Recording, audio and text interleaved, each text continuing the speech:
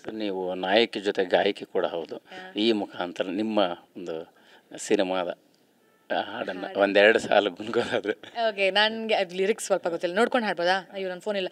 Okay, ಸುಮ್ಮನೆ ಹಾಗೆ ಒಂದು ಈಗ ನನ್ನ one of the favourite songs, ಅರರೆ ಎಂಥದೋ ರಗಳೆಯಾಗಿದೆ ಅವನ ನೋಡಿದ ಕೂಡಲೇ, ಹಸಿದ ಕಂಗಳು ಬಲೆಯ ಬೀಸಿದೆ ಹುಡುಕಬಾರದೆ ಸುಮ್ಮನೆ, ಈ ಹವಾಮಾನ ಬಿಗುಮಾನ ತಂದು ಸೋಕಿದೆ ಈ ಅನುರಾಗದ ನೋವಾದ ನೀನೇ, ನಿನ್ನ ನಯವಾದ ನೋಟಾನೇ ಬಲು ಸ್ವಾದ, ನಾ ಹೇಗೆ ಬಾಳಲಿ ಹೇಳು ಆನ, ಏ ಮಾರಾಯ ಎಂತ ಗೊತ್ತಾ ನೀ ಏತಕ್ಕೆ ಬರ್ತಾ ಬರ್ತಾ ಈ ಮಂಡೇನೆ ಹಾಳಾಗಿದೆ ನಂಗೆ ಯಾಕೆ ಬೇಕಿತ್ತ, ಏ ಮಾರಾಯ ಎಂತ ಗೊತ್ತಾ ನೀ ಎಂತಕ್ಕೆ ಬರ್ತಾ ಈ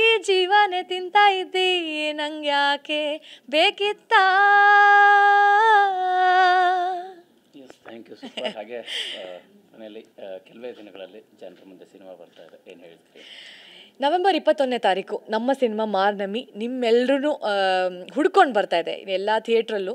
ಸೊ ನೀವೆಲ್ಲರೂ ಮಾಡಬೇಕಾಗಿರೋದು ಇಷ್ಟೇ, ನಿಮ್ಮ ಆ 2.5 ಗಂಟೆ ಇಲ್ಲ ಏನು ನಾವು ಆ ಸಿನಿಮಾ ತೋರಿಸ್ಬೇಕಂತಿದ್ದೀವಿ ಆ ಎಕ್ಸ್ಪೀರಿಯೆನ್ಸ್ನ ಸಿನಿಮಾ ಥಿಯೇಟ್ರಲ್ಲಿ ಬಂದು ನೋಡಿದ್ರೆ ನೀವು ಕೊಡೋ ದುಡ್ಡಿಗೆ ಮೋಸ ಇಲ್ಲ, ನಿಮಗೆ ಎಂಟರ್ಟೈನ್ಮೆಂಟ್ ಮಾಡೇ ಹೊರಗೆ ಕಳಿಸ್ತೀವಿ. ಆ್ಯಂಡ್ ನಮ್ಮ ಕತೆ ನಿಮ್ಮಲ್ಲಿ ಸ್ವಲ್ಪ ಹೆಚ್ಚಿನ ದಿನಗಳ ಕಾಲ ಉಳಿಯುತ್ತೆ. ಆ ಥರದ್ದು ಒಂದು ಎಫೆಕ್ಟ್ ಇರೋ ಅಂಥ ಒಂದು ಸಿನಿಮಾ ಮಾಡಿದ್ದೀವಿ ಅನ್ನೋದು ನಮ್ಮ ನಂಬಿಕೆ.